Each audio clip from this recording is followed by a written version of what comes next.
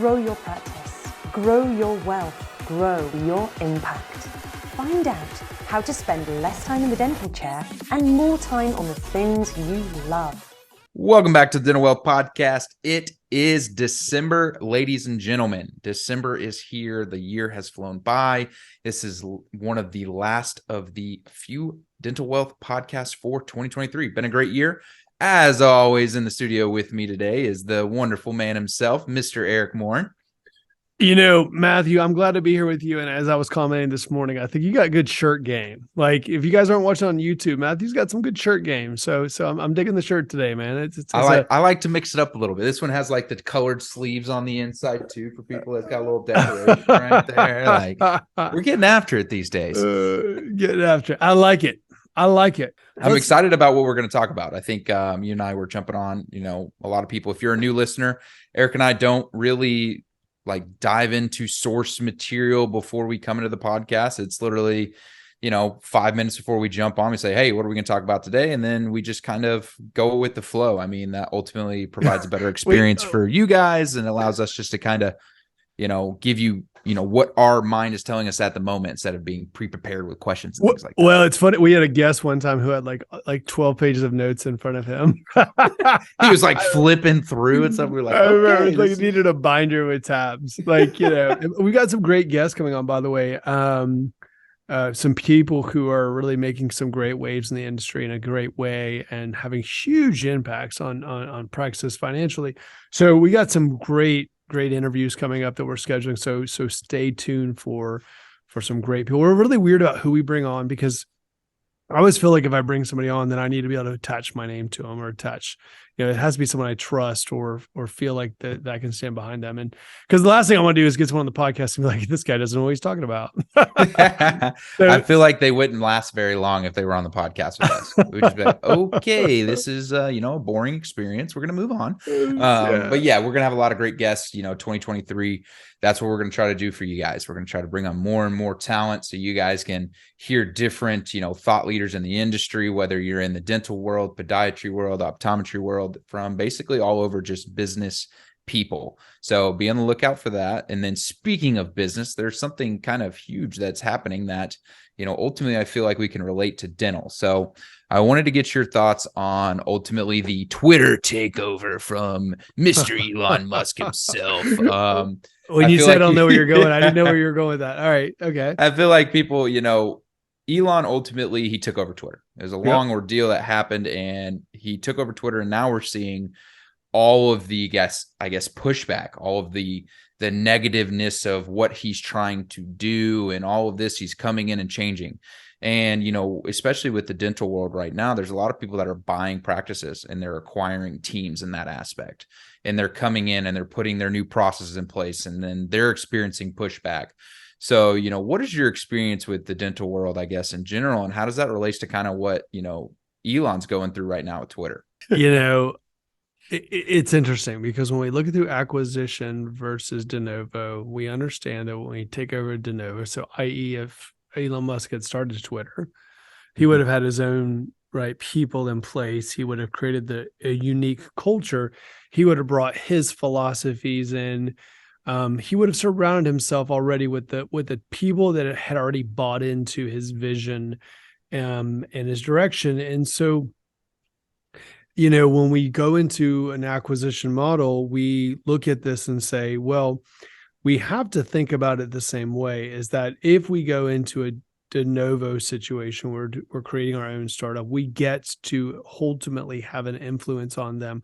We get to help them make the decisions. We get to hire the right people. We get to bring in the doctors that maybe want to stay long term. We look at the philosophies, and but when we go to an acquisition, I think that ultimately Elon Musk did not want to buy Twitter at the end. I think when he found out how messed up Twitter was and how much philosophical differences he had with the development team, with the management, with accountability of bots and those types of things, I think he actually rightfully so decided to pull out.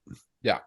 And I think that his lawyers ultimately told him, you're going to lose this court battle. At this point, you're going to have to buy this company. And I think he almost was forced to do it.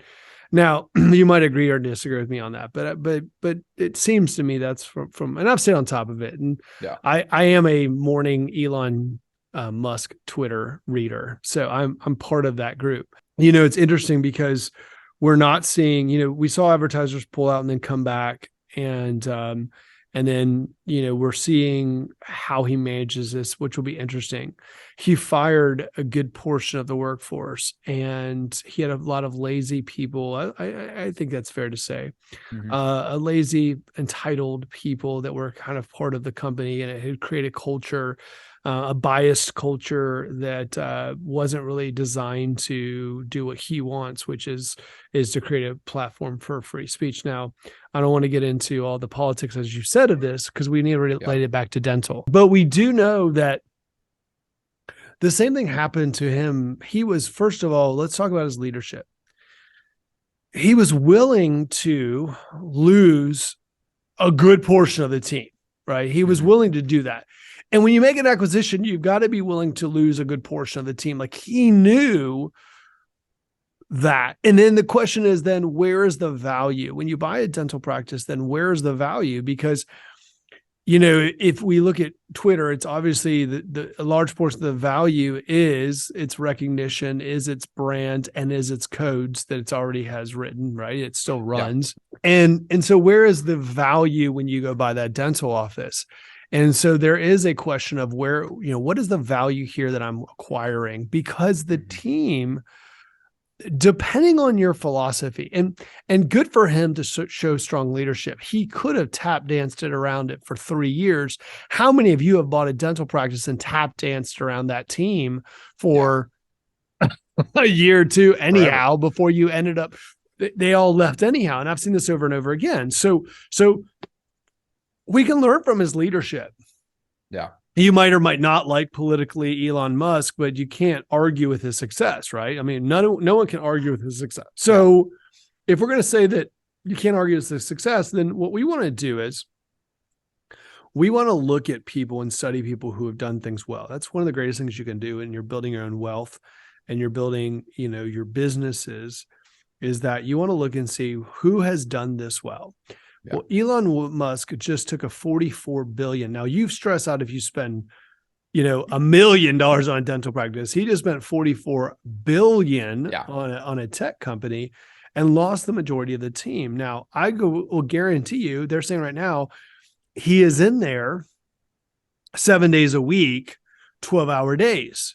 And there's no doubt that he is in there to that extent, because that's what it takes. Like, he knows what it takes to, first of all, he's leading the way and he's showing these folks, hey, listen, I'm in this thing with you. Like, I'm going to fight with you. I'll be in here coding with you.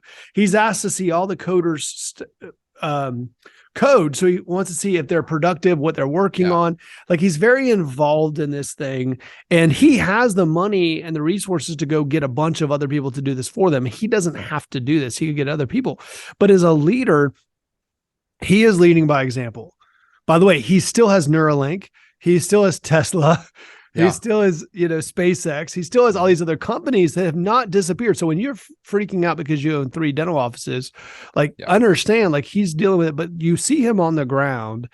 And sometimes I was talking to this gentleman who owns 7 businesses. I said, how do you do it? I want his take on it. And he said, you know, well, I always hire great management. Well, he doesn't have the great management in place first. Like, he's on the ground first, getting the right management in place and building out the infrastructure. And I think that goes into, like, how many people buy a dental practice. They're surprised when all of a sudden the team pushes back. They're taken back by it. They really are. Yeah. And then how many times do they don't want to go there. They don't want to put the time and ability. They don't want to focus on turning it around. They don't want to build the systems out. They don't want to work extra hours. They take this thing over. They hope that everything stays perfect with it. They're slow to implement their systems. They're scared about the pushback, and they tap dance around this acquisition, which ultimately takes it a lot longer. Now, I'm not saying you want to lose your whole team, but if you make an acquisition, you might. Yeah. And I think ultimately you look at it and you say, All right. Elon would not have taken on Twitter if Tesla and SpaceX and all that didn't have the leadership teams in place to be able to handle it so he could focus in on another project. In the dental world, we see it all the time. People will buy another practice, and their first practice, they have not maximized it. They do not have a leadership team. A lot of them don't even have a COO in place, and they're still running all the day-to-day operations, and they think acquiring another practice is ultimately going to get them some golden miracle that they've been chasing forever, and they have no idea why they're even doing it. You know, when Elon went to purchase Twitter, he knew exactly what he wanted to do. He knew exactly what he wanted the company to be. He knew where it was going to go. He knew where he wanted to take it. He knew what the hiccups were going to be. I think if you look at a dental practice, a lot of times people just buy dental practices to buy dental practices. They have no idea. And then they get in there. They don't have the leadership team on their major, we'll call it their cash cow practice, and they don't know how to transfer that over. I think Elon, what he did was, you know, he got rid of a lot of people, but he also brought in engineers from Tesla and SpaceX and all of these great management people, these leaders within the other organizations to come help him with Twitter. Completely different aspects of what they were doing prior to it, but he knew that there was similarities between the businesses. So he had them come into Twitter and start looking at things. Hey, where do we need help? Where do we need to bring these people in? Who do we need to hire? What do we need to do here? So he took a different approach than basically anyone that I've seen really in the dental world, because they're just buying. Hopefully the management's in place there. If it's not, I can't ask Susie, who's already bogged down with too much stuff, to come over here and help with this operations. But I also want you to look at it like this. What about the average revenue? Look what something he did too. By the way, getting, you know, he made a decisive action when Kanye, you know, made a negative tweet. Like I said, we're not going to get political, but he was able to take decisive action, which showed his morals that, you know, we're not going to tolerate that type of, content. And then I want to go to the money maker too. He decided to charge $8 for the verification process. He also looked and said, we're going to increase the average revenue. He was looking at the revenue model, and he was saying, hey, listen, if I got $8 for all of these checks that people find value, remember, people pay for value, not time. And he said, people would pay $8 a month to have the verification by their name. And so they know nobody's, you know, there's no that's hoax, not fake accounts or anything like that. Yep. So he also looked at the revenue model and said, how can I increase the average revenue? And by the way, I would argue he did this way in advance. Mm-hmm. The same thing has to happen for a dental practice. As when you walk in, you know, I see so many times that the collections are a mess. Things aren't where they need to be. I mean, you have to go in there with, what am I going to do economically speaking to increase the profitability? Because I have seen in my career more times than I can count somebody having 2 locations and killing it and getting a third location that makes no money. Yeah. I've seen it so many times. And the thing is that what they're trying to do is ultimately give it less attention, less focus, and hoping that it yields the same results. And they're not looking at the revenue cycle of that practice, and they're not looking at the ultimate growth and profitability, especially if they're not practicing clinically. They don't have the team nor the time to focus on what needs to be focused on to really make it yield the cash flow.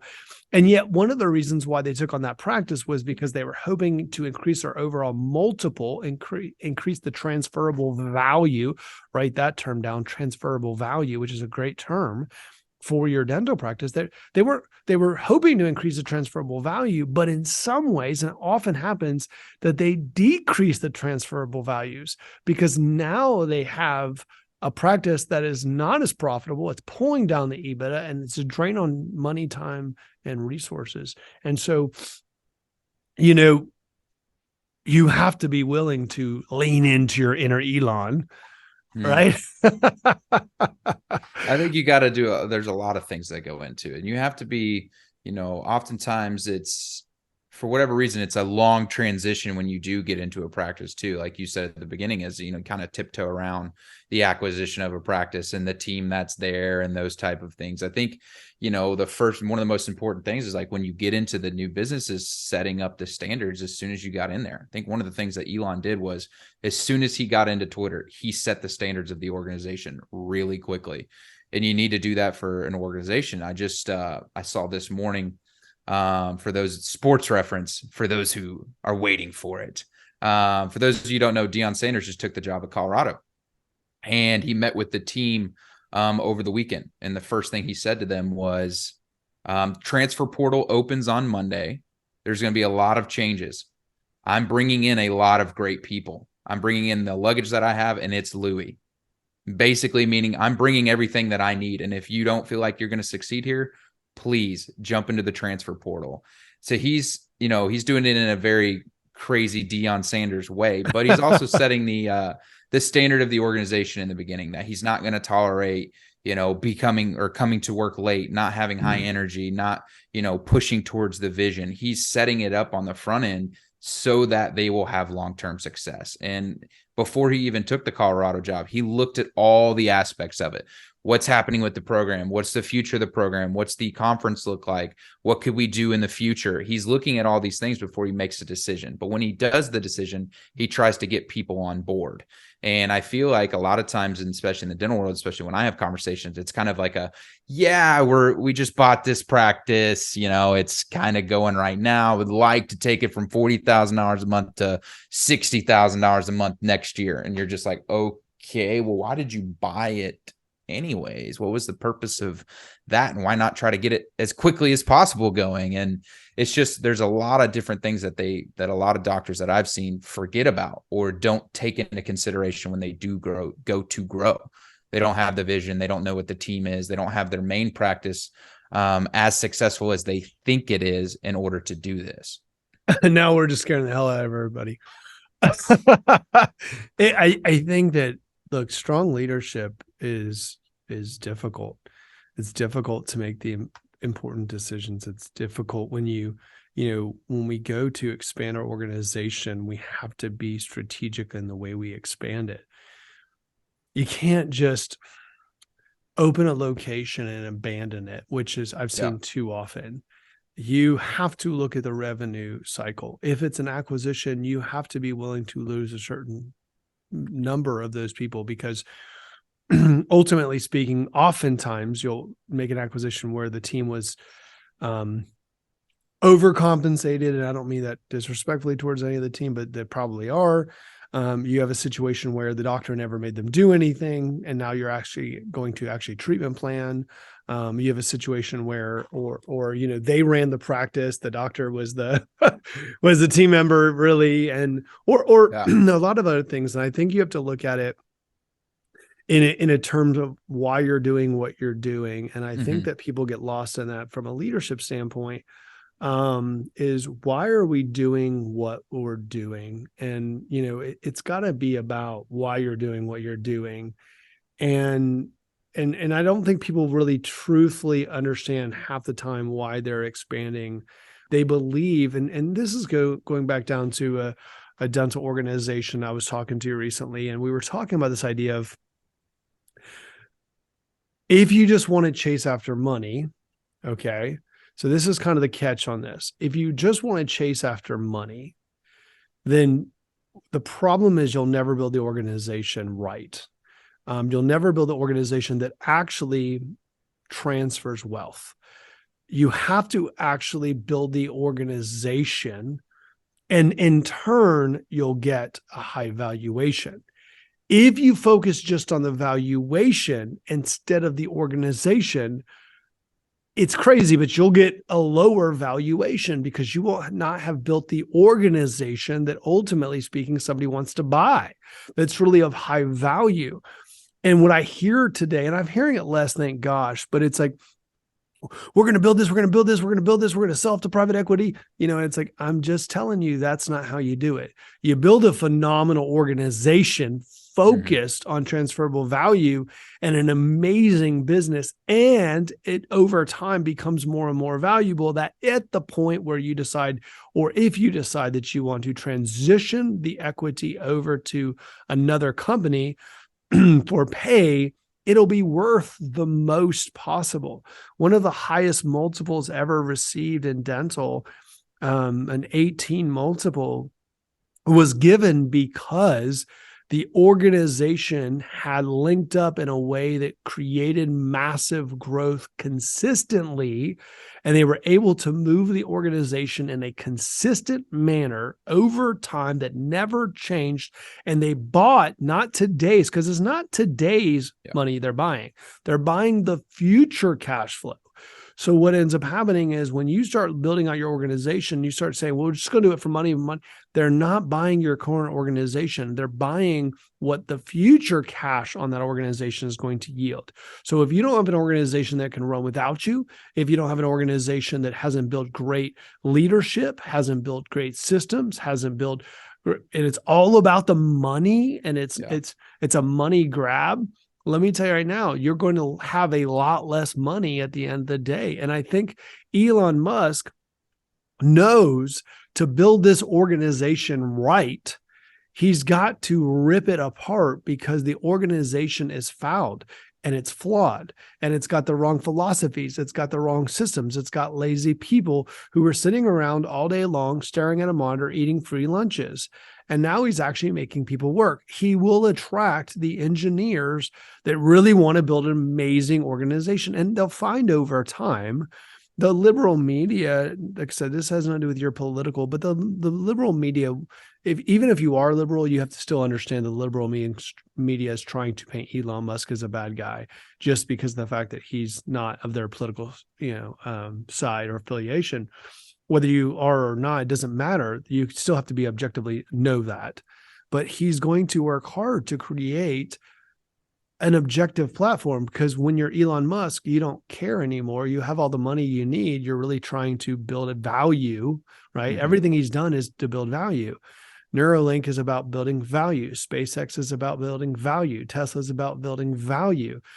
He doesn't need any more money. He's just trying to create a better place for the world in the future.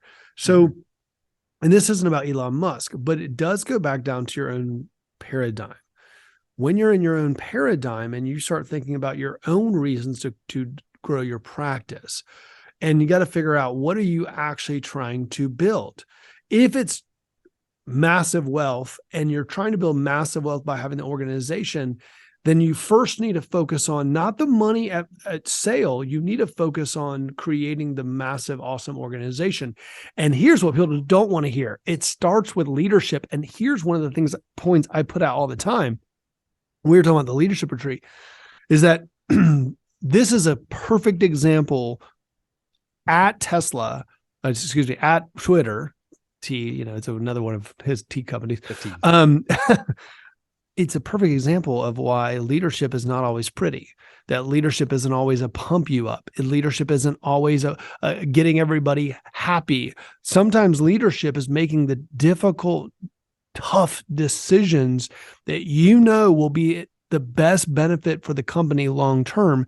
And nobody will like you at that moment, and you'll have zero friends maybe at that moment. But it goes back again. If you want to make everyone happy, don't go into leadership, sell ice cream.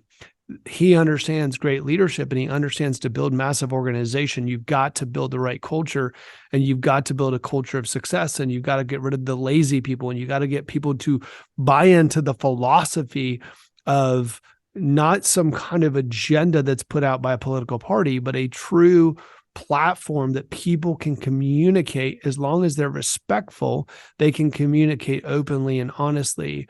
And he's going to build it. I thoroughly believe his leadership will take the company there.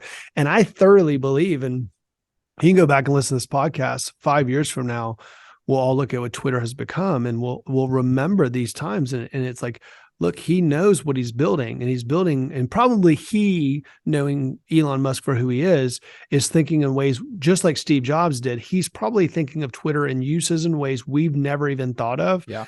And he's already on that mark. He's just not going to tell us yet. And I would assume that's probably where he goes. But same time, going back into leadership, go back and look at something which is kind of cool.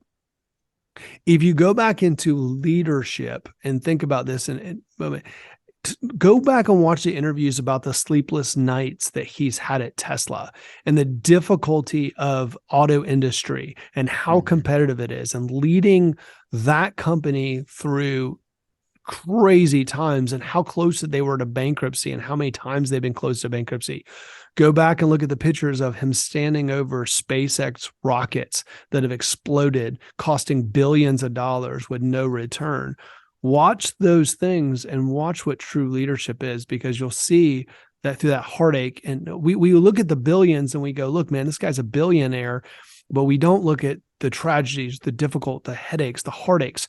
When you go to expand your dental organization, when you go to expand your office, it comes with heartaches, headaches, fear, challenges, people that quit, all these types of things. And people, you just, as a leader, you get ready for it. You don't woe is me when it happens and grab your towel and cry into it. I mean, I guess you can if you really want to. You get one night, okay? One night you get to cry. But only one. Oh, you get one night and then you got to shake that shit off. But but the truth is that that's what it takes to create massive organizations, is fear, is being scared. You know, one of the greatest things I ever said to me, and I go back on this every time I get kind of apprehensive about things, is that to create a massive net worth, you have to be willing to be scared. You have to be willing to take risk. You have to be willing to be uncomfortable. But I would also argue that when you go to do an acquisition and you go to grow and you go to move your organization, you have to know this stuff eyes wide open, that you're going to have people quit, that you're going to have difficult nights, that you're going to have challenges, that you're going to have changes in cash flow. And know it's about building a great organization, not a check. If it's all about a check, I promise you, it is going to make it so much more difficult to get through those times, because all you're going to be saying is, oh my God, someday when I get to sell this, I'll get the rewards. You want to say, this is part of building a massive organization. This is it. I don't get to have that without this. This is the part that I'm going to learn from. I'm going to grow from. And when that difficulty happens, you just simply shake it off and you go, look, this is what I have to do to get there. Every great athlete has went through that too. How many great athletes have went through injury, have went through setbacks, have went through losses? And on a sports side, we just go, well, that's normal. You have to do that. You know, I was telling my kid, this is one, and I'll shut up for a second, Matthew, but I'm on like a run this morning, but think about this for a second. Like, you know who I think is the most, when we get into athletics, like the most disciplined athletes that I think of any sport is a skateboarder. Like, think about this for a second. Like any sport, I don't care. You guys can argue with me, any sport. A skateboarder has to be willing to try that rail slide. And it isn't like you just fall on the ground. Like, you know, like you're going to crash into stairs over and over and over again. You know, you're going to fall on the concrete like all the time you're learning. Luckily, maybe you get lucky enough to be on a half pipe and you get on wood, but then you're sliding down, or, you know, you crash into that. Like, literally, I think that the sport that is the most, maybe motocross, maybe that's ice skating. Falling on ice, that would hurt. I just think that there's some sports, you think about it, like, but with our game on, we kind of go, it's just part of it, right? When the kid, now, luckily people start these when they're young and it doesn't hurt as bad for whatever reason, but we know it going in. It's a mindset. Hey, this is what it takes. It takes injury. It takes headaches. It takes heartaches. It takes trying. Well, the business is the same thing. And yet we expect it to be different. We expect it to never have challenges. We expect, well, I'll listen to Dental Wealth Podcast. They'll give me the exact thing to never have a difficulty ever in my entire life. No, I can teach you all the things to do, but headaches and heartaches and challenges are how you become great, is learning to navigate. People like me and our organization, we teach you how to navigate those difficult decisions so you can get through them and you have answers and someone to give you solutions. But that doesn't mean you get to avoid all the problems. Yeah. And I think, you know, this is a perfect podcast just because we're at the end of the year. It's December. I know I've talked to a lot of doctors in the last 6 months that, you know, 2023, they want to start adding locations or expanding rapidly. And they want to take advantage of the opportunities that are going to be in the marketplace next year.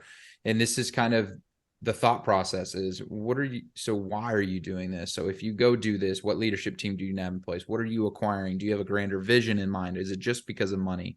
I think this is kind of a perfect segue as we get into 2023. So if you're an active listener of the Dental Wealth Podcast, and you've, this whole time up to this point, we've talked about the power of expansion and growing your practice and creating great leaders and all of this. And then you're taking all this information so that in 2023, you can go kind of crazy and start acquiring all these practices. Well, there's this next step before we get ahead of ourselves. Let's inevitably speaking, let's look at this and make sure that we have all of our ducks in a row before we go and do this. Who's the leadership team? What are we acquiring? How quickly can we go in there and change things around? Who are we going to need to hire?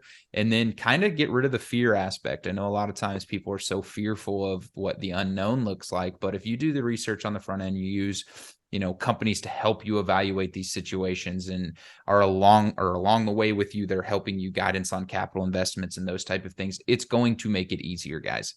2023, you're going to have the ability to do a lot of different things. It's going to be a great opportunity year. We always say every year is a great opportunity year. So we want you guys to know that every year is that, but especially in 2023, there are a lot of things going on in the marketplace. You can either take advantage of them or you can be caught on the sideline. So as we grow, as we scale, look at those things. Take this podcast, share it with other people.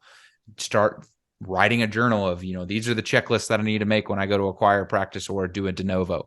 What do we need to have in place in order to get these things done efficiently so that you're not dealing with a bunch of dumpster fires when it happens? Man, this is good stuff.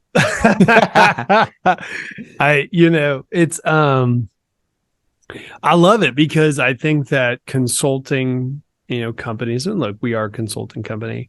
And I think that what ends up happening is consulting companies tell people that when you do this, just lean into us and there'll be no headaches or heartaches, and we'll have all the answers and you'll never have any issues and and that's just not realistic. The truth is that these things do come with challenges. Now, having a team of people that can help you navigate those it's imperative that you know how to look at the right deals and look, how many times have we told someone not to buy something?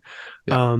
I just saw a consulting firm give someone some really bad advice around partnership. I mean, there's really, there's a lot of critical conversations and you got to have the team around you to do it. But still, knowing that the idea that if you go to a personal trainer, that you're not going to have any difficulty lifting weights and you're not going to have any sore mornings, would it be the case? If you know that if you go to the gym that it's going to hurt and there's going to be a chance for injury, and that ultimately speaking that you're going to have to get up early and you're going to have to stay late and you're going to have to push through and you're going to have sore muscles. But we know on the other side of that is that that there's a great outcome, and that is being in the shape you want.